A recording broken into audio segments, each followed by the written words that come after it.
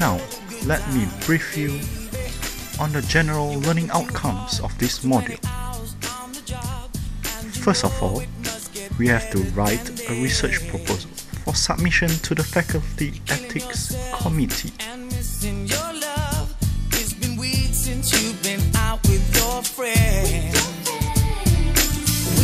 Secondly, we have to identify ethical elements and issues in research.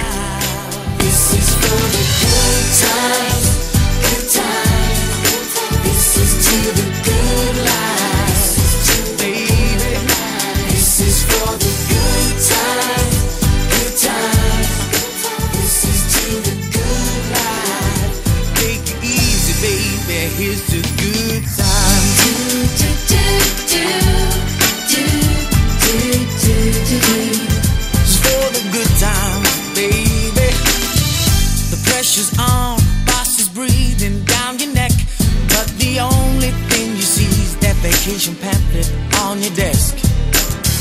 You fantasize the day you leave it all behind. Spend the best days of your life just lying in the sun. We've all got to change once in a while. The third objective is to organize and implement data collection.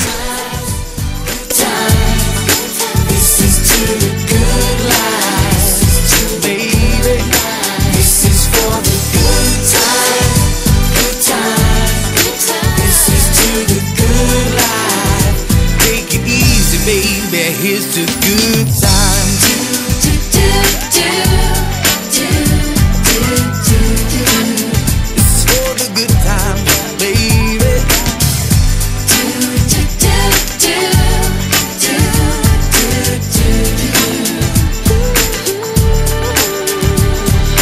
We all need a change once in a while. Fourth, we have to manage and analyze the data. This is for the good times, good times. This is to the good life, baby. Fifth, we have to present the findings in a scientific meeting, like what we are gonna do in a short while.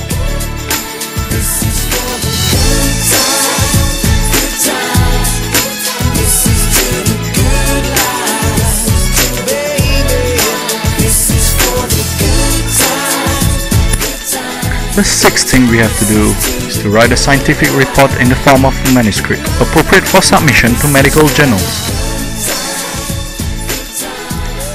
And the last but never the least, and maybe the most difficult for some of us, is to demonstrate the ability to function within a group.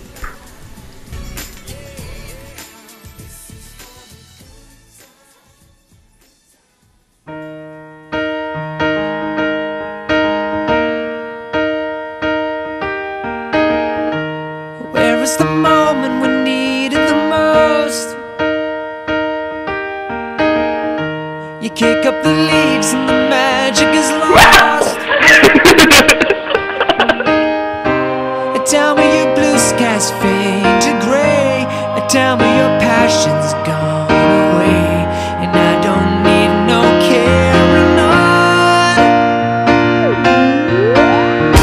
You stand in the line just to hit a new low. You're faking a smile with the coffee to go. And tell me your life's been way offline. You fall into pieces every time, and I don't need no carrying on. 'Cause you had a bad day, you take it one down, you sing a sad song just to turn it around. You say you don't know, you tell me don't lie. You're working a smile and you go for a ride. You had a bad day, the camera don't lie. You're coming back down and you really don't mind. You had a bad day, you had a bad day.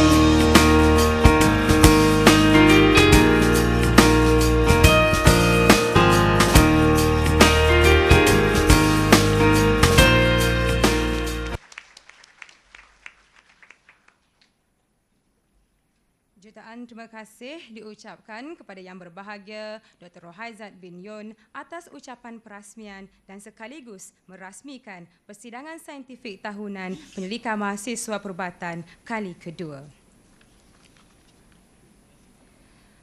Persidangan SSM pada pagi ini akan memberi penghormatan kepada seorang tokoh dalam bidang perubatan yang tidak asing lagi kepada kita semua. Tokoh ini akan menyampaikan syarahan ucap pertama Datuk Amir Abbas. Tokoh yang dimaksudkan ialah Yang Berbahagia Profesor Emeritus Datuk Dr. Khalid Abdul Kadir. Sebelum itu, izinkan saya membaca biodata tokoh ini. Profesor Emeritus Datuk Dr. Khalid Abdul Kadir telah dilahirkan pada 3 Jun 1948 di Kedah Darul Aman dan telah mendirikan rumah tangga dengan Profesor Emeritus Datin Dr. Norella Kong Chiu Tong dan dikurniakan 3 orang cahaya mata. Beliau merupakan anak kepada Allahyarham Tan Sri Abdul Kadir Yusof dan Allahyarhamah Tun Fatimah Hashim yang kedua-duanya merupakan bekas Menteri Kabinet Malaysia. Mendapat ijazah sarjana muda perubatan di Monash University Melbourne, Australia, dan pada tahun 1975, beliau telah dianugerahkan dengan ijazah sarjana perubatan dan surgery MBBS dengan lulusan kelas pertama dan pada masa yang sama telah memenangi anugerah Henry Hindlip Green dan Harriet Power Prize dalam perubatan klinikal. Pernah berkhidmat di Hospital Alfred dan Prince Henry sekaligus menamatkan FRACP dalam bidang endokrinologi dan Doktor Falsafah pada tahun 1984 di universiti yang sama. Beliau pernah menganggotai pelbagai persatuan perubatan ternama seperti Fellow of the Royal Colleges of Physicians of Edinburgh Island, London, College of Pathologists, Australia, the Academy of Sciences Malaysia dan juga Academy of Medicine di Malaysia dan Singapura. Pada tahun 2008, beliau telah dilantik sebagai ahli kehormat American College of Physicians. Menamatkan pengajian siswazah pada tahun 1984 dan dilantik sebagai profesor pada tahun 1990 serta dianugerahkan gelaran Profesor Emeritus pada tahun 2004 oleh UKM. Antara kejayaan pentadbiran di UKM dan Hospital Universiti Kebangsaan Malaysia termasuklah menjadi pengetua Kolej Tun Dr. Ismail, Dekan Fakulti Perubatan serta pernah menjawat jawatan sebagai pengarah pertama Hospital UKM. Lebih membanggakan, beliau telah menerbitkan lebih 270 terbitan serta menulis beberapa bab dalam 4 buah buku antarabangsa mengenai endokrinologi dan diabetes. Beliau juga merupakan ahli Dewan Redaksi Hormon dan Metabolisme dalam Asia Pacific Journal of Clinical Nutrition dan edi antarabangsa Davidson Medical Textbook. Telah menerima banyak anugerah berprestij, antaranya Anugerah Penyelidikan Tun Abdul Razak 1986, Anugerah Clinical Nutrition Society Asia Pacific 1996, National Science Award 1997 dan penerima Anugerah Merdeka dalam bidang perubatan, sains dan teknologi pada tahun 2008. Beliau juga pernah menjadi pensyarah jemputan di Kongres Persekutuan Diabetes Antarabangsa di beberapa tempat seperti Sydney, Washington, Kobe, Helsinki, Montreal dan banyak tempat lagi. Kini, beliau merupakan Professor of Medicine di Universiti Monash dan juga merupakan pakar konsultasi endokrinologi di Pantai Medical Center dan juga pengarah TMC Life Sciences Malaysia Sdn Bhd. Dengan ini dijemput Yang Berbahagia Profesor Emeritus Datuk Dr. Khalid Abdul Kadir untuk menyampaikan syarahan beliau yang bertajuk Medical Education Quo Vadis. Majlis dengan segala hormatnya mempersilakan.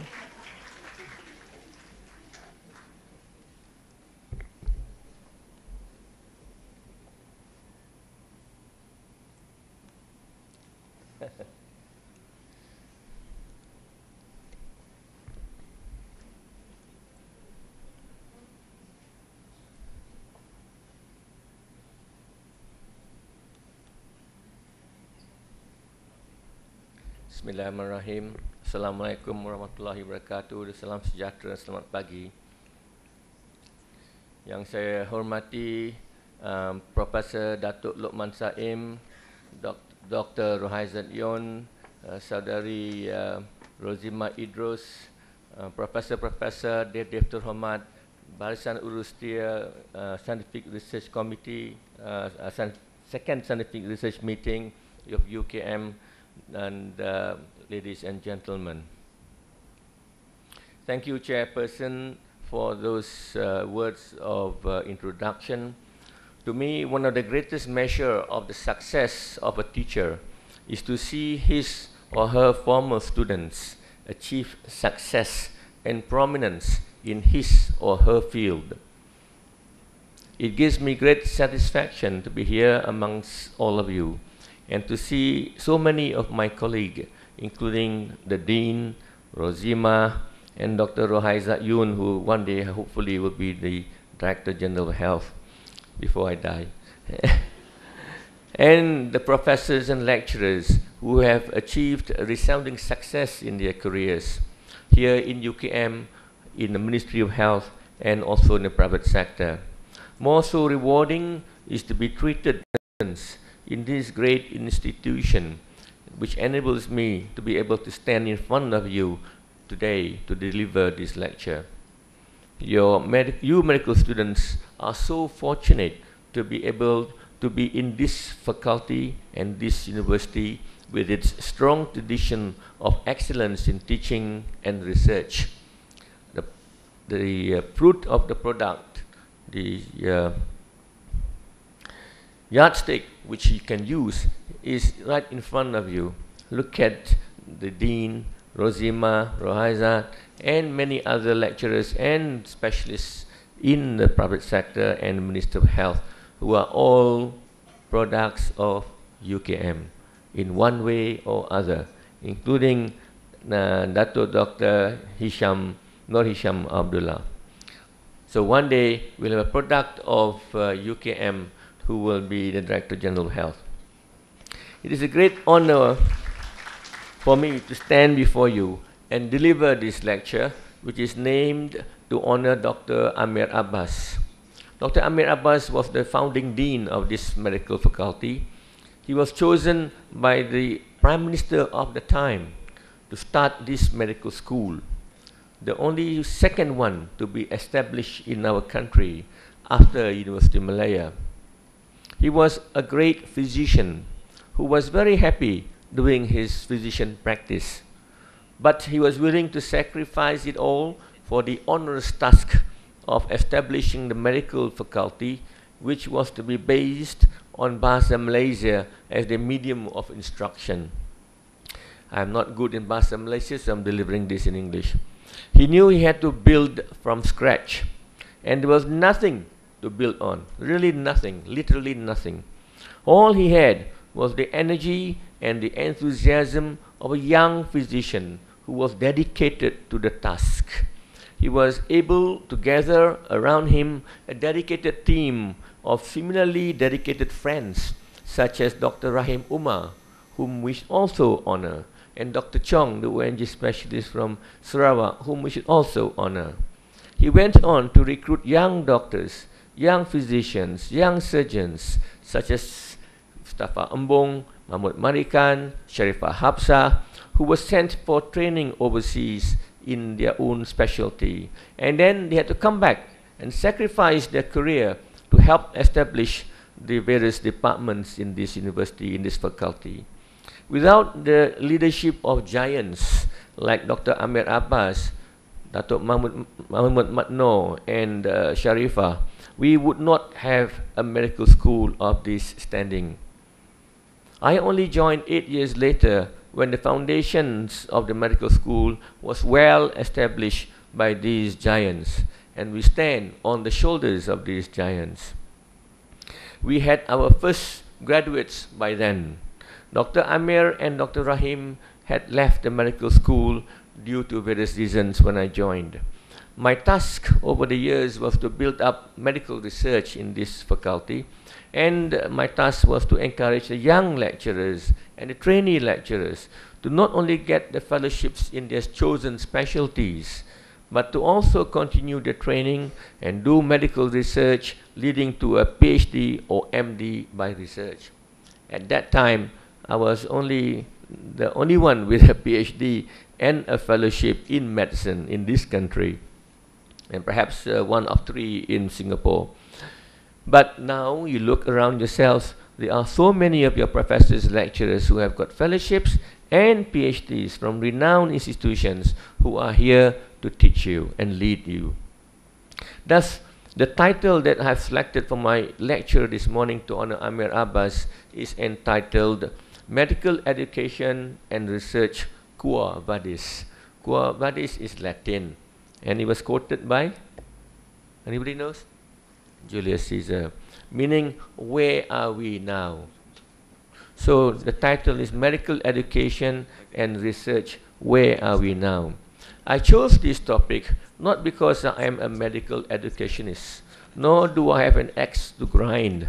I chose it because I understand the Ministry of Higher Education is asking for a review of the status of medical education. The Director General of Health is, in his capacity as the President of the Malaysian Medical Council, has also been actively asking for reviews of the undergraduate and postgraduate specialist training programs, because he was not sure of the high quality of the graduates and specialists produced within the country because of the various other institutions mushrooming around the place.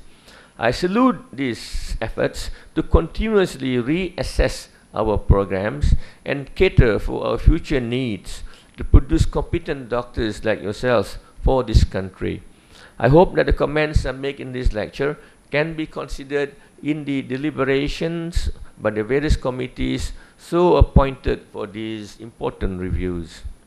Now, ladies and gentlemen, fellow colleagues, according to the latest census of the Department of Statistics, the population of Malaysia is 27,173,600 people. By now, probably 28 million.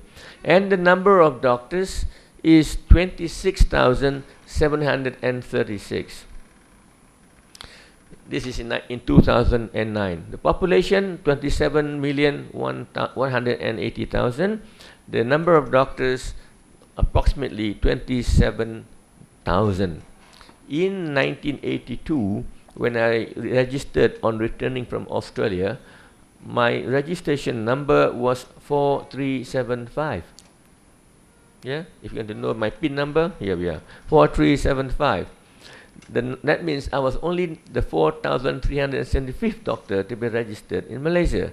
Now we have 28,000 approximately. Yeah, the number of doctors serving in the Ministry of Health was 11,500 approximately in 2007. 11,500, and then it increased to 12,900 in 2008, and then increased to 13,900 in June 2009, an increase of about 1,200 per year. 1,200 per year. Since the number of new graduates is much more than that, it implies a large number of doctors still leaving government service each year. It also implies that only about half of the doctors in this country are in government service, providing service to more than 80% of the population's needs. With a population of 27 million and a doctor population of 26,700, it is easy to see that the present doctor to population ratio is 1 in 1,016. Okay, 1 in 1,000, let's say. Is this adequate? Apparently not. The government wish to achieve a ratio of 1 in 600 by 2020, Vision 2020, a ratio of 1 doctor per 600 people. Now, to achieve it, we will need 16,553 more doctors. 16,553 more doctors. Seems such an onerous task then. Can we achieve this by 2020? At present, there are 21 medical schools in Malaysia, compared to 1 University Malaya in 1961 and 3 in 1982, namely UKM, and USM. 10 are public medical schools, including UIA and USIM, and 9 are established private medical schools, with perhaps 5 or 6 more, Razak, if I'm not mistaken, in the pipeline. About 900 doctors are produced by the 9 public medical schools. Some schools produce more than 160, some only produce 40 or 50, and 450 graduates by the private universities, totaling 1,350 doctors last year. 1,350 doctors last year. This is taking into account that many of the newer schools do not yet have graduates. They haven't got graduates yet, but we already have 1,350 doctors. However, about 2,000 doctors return each year from the various and numerous overseas medical schools. In fact, in 2006, there was 1,908 doctors who returned from overseas. So in 2009, I'm sure it's more than that. These doctors come from medical schools which are recognized by the Malaysian Medical Council. Thus, more than half of the doctors produced and are practicing and registering in this country are from overseas medical schools where we have no control with their curriculum. We have no control with their standards. Many of these schools were recognized recently for perhaps political reasons. I hope this is quoted more and more. But many more were recognized many years ago when I was a young medical student, just after the war. And I'm not sure if visits have been made by the MMC, Rahaiza, to reassess these medical schools which probably have deteriorated. A good example would be that we recognize the medical school in Myanmar. It was one of the best medical schools in this region after the war, early 50s, in the 60s. But not now, because of various economic sanctions and problems in that country. But anyone coming from there now is still recognized. You see the problem? Perhaps more importantly, we should recalculate our needs for doctors. At this rate of production of medical graduates, in 2013, we are now 2010, in 2013, 3 more years, when our population is expected to reach 30 million, we would have 51,000 doctors. 51,000 doctors, and would have reached the capacity of 1 in 600 population. 1 doctor per 600 population. And this is achieved in 2013, way before 2020. So by 2014, we will have a surplus of 3,500 doctors every year. 3,500 doctors. Many of you may not be in that cohort, but your juniors will be in that cohort of graduates, and they may risk being unemployed. Unemployed doctors driving taxis, selling mihun, whatever. The question that arises thus is whether the establishment of more public and private medical schools in Malaysia will decrease the numbers of students that will seek to get medical education in overseas universities, because most of the graduates come from overseas universities. You know, overseas universities like in Indonesia, in Russia, in Ukraine, in India, even in West Indies. And thus, we may get less students graduating from these overseas universities, hoping that they will come to the private universities. The government will continue sending some of its best students overseas, and are starting to send some to private medical schools locally. The bulk of the foreign graduates, however, are privately funded Why? Because some of these foreign medical schools are very inexpensive. For 180,000 ringgit, 180,000 ringgit, they can get a medical degree of 6 years training, and are within the capacity of the budgets of poorer parents. I believe the Ministry of Health is very aware of the situation of potentially having more new graduates than it needs. The Ministry is also aware of the need to have more positions for returning doctors to do their housemanships. When IMA and who else we might see here were graduating, then before they graduated, they would probably have been told they will have to work the next day, because there were so few, they were so short of doctors. But now I see our graduates having to wait 4 to 6 months to get a position as a houseman because of the lack of houseman position. At the same time, the Ministry of Higher Education is also reassessing the situation and trying to ensure that the standard of medical education in this country, whether in the public or the private medical schools, are amongst the best, and that the setting up of new schools will not compromise standards. The Lembaga Akreditasi Negara (LAN), the Quality Assurance Division of the Ministry of Higher Education, or QAD, and the Malaysian Medical Council (MMC) have worked closely together to safeguard the standards of medical education in this country, in both private medical schools and the public. This move to ensure quality education was championed by medical educationists in Malaysia with the setting up of LAN, Lembaga Akreditasi Negara, in 1996, and it was championed and spearheaded by our Tan Sri Naib Chancellor. Subsequently, in 2002, amplified by the Director General's insistence as President of the MMC, all three agencies, the MMC, the Lembaga Akreditasi Negara, and the Quality Assurance Division of the Ministry of Higher Education, work together as a team to ensure quality medical education.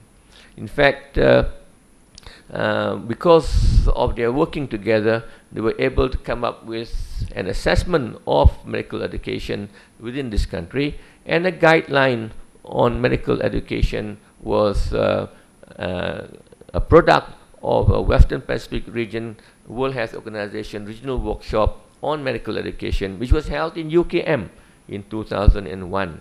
And the guidelines on standards and procedures were found to be at international, regional, and national levels.